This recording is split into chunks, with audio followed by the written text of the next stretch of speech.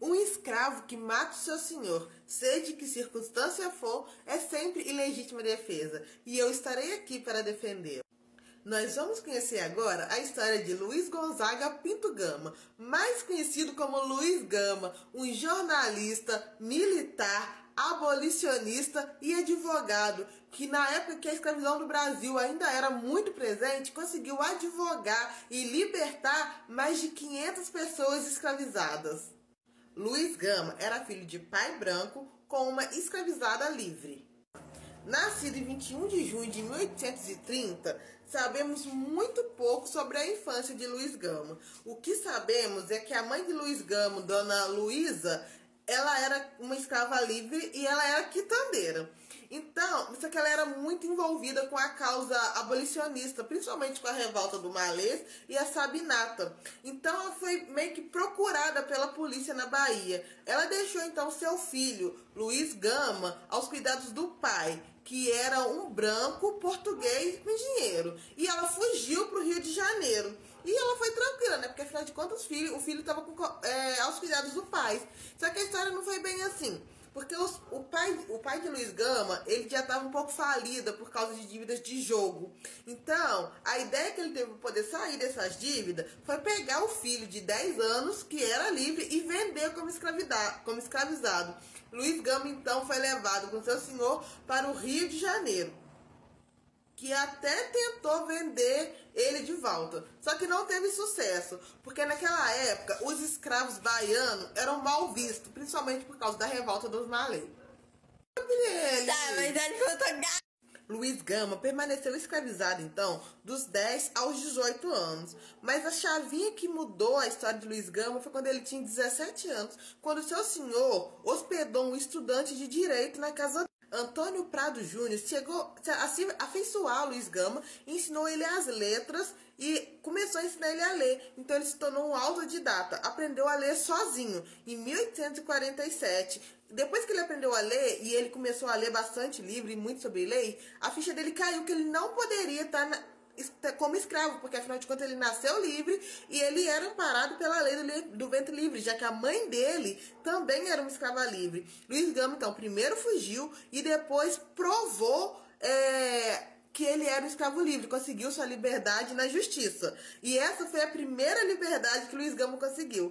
A gente não sabe ao certo como é que ele fez para conseguir provar que ele era um homem livre, mas sabe-se que ele usou de vários documentos, e um dos documentos que ele usou foi a certidão de casamento da sua mãe com seu pai. Então eles eram casados no papel, mas Luiz Gama nunca revelou o verdadeiro nome de seu pai.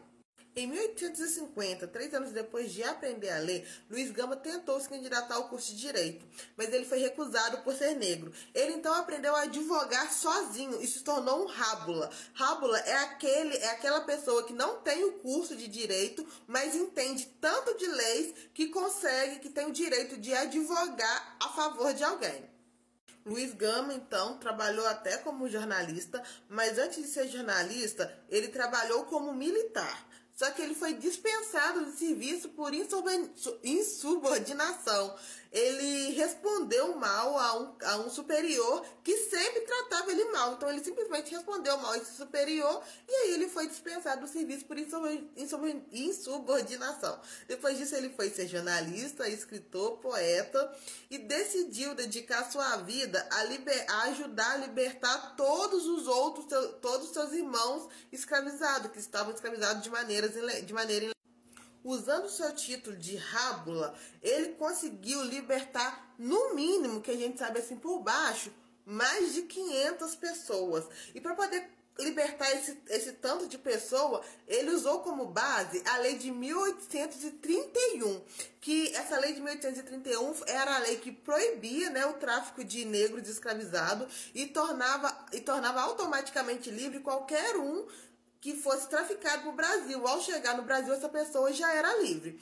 Mas é lógico, né, gente, que a lei não funcionava na prática. A lei existia no papel, mas não funcionava. Pois Luiz Gama foi lá, futicou, até achar a lei, e ele fazia muito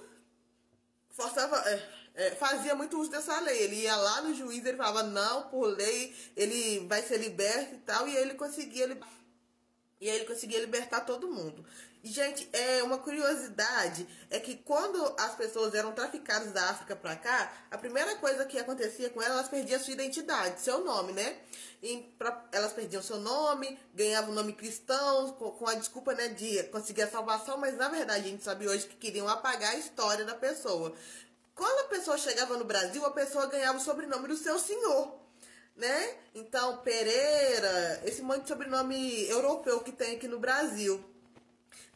E aí o que acontece? Quando as pessoas conseguiam a liberdade, os escravos conseguiam a liberdade, começaram a trocar o sobrenome, do sobrenome do senhor para o sobrenome Gama. Então muitos negros que tem no Brasil hoje, que tem o sobrenome Gama, não necessariamente é porque é descendente do Luiz Gama, é porque eles adotavam esse sobrenome Gama como uma forma de homenagear a pessoa que ajudou, né, para sua liberdade. Luiz Gama não só corria atrás dos direitos para poder libertar os escravos, como também ele arrumava emprego e fazia de o possível poder inserir essa pessoa liberta de volta na sociedade, para ela pudesse se manter, né, com o mínimo de dignidade. Gente, a mãe de Luiz Gama passou a vida inteira procurando o filho, mas ela não conseguiu achar. E Luiz Gama também passou o resto da vida procurando a mãe, mas eles não conseguiram se encontrar. Posteriormente, Luiz Gama descobriu que a mãe foi expulsa do Brasil, porque a mãe também era muito envolvida com essa causa abolicionista. Você pode encontrar a história da mãe de Luiz Gama, a Luísa Ferri, né, no livro Um Defeito de Cor. E a história do Luiz Gama, você acha que tem um filme que chama Doutor Gama, um filme muito bom também. Apesar de passar a vida inteira lutando a favor da abolição... Ih, gente, falei tudo errado. Apesar de passar a vida inteira lutando a favor da abolição da escravatura no Brasil, o Brasil que já era um país muito atrasado, porque vários outros países já tinham abolido essa prática, infelizmente Luiz Gama não viu isso acontecer na real, porque ele morreu em 24 de agosto de 1882, vítima da diabetes, 6 anos antes da escravidão ser oficialmente abolida do Brasil. Mas assim, seu enterro, muita gente foi no seu enterro, ele foi muito aclamado, porque muita gente gostava dele. Ele também foi o primeiro homem preto a ter uma estátua em São Paulo. E essa foi a história de Luiz Gama, um jornalista, advogado, abolicionista negro que usou da lei para poder defender não só a sua própria liberdade, mas também a liberdade de mais outros mais de 500 irmãos de cor. E você, já conhecia a história dele? E, gente, eu quero fazer um adendo agora, que é assim, geralmente a gente sabe muito pouco sobre essas histórias. Tudo que a gente tem de história ligado à abolição da escravatura, à inserção de negro no mercado de trabalho, tudo geralmente é ligado a pessoas brancas, né? Tipo Rainha Isabel, etc, etc, etc. Por quê, gente? Porque a nossa história foi muito apagada. Eles tentaram apagar todo mundo, todo negro que se destacou de alguma maneira, passando essa vitória, né? Esqueci a palavra. Passando essa honra para alguém branco.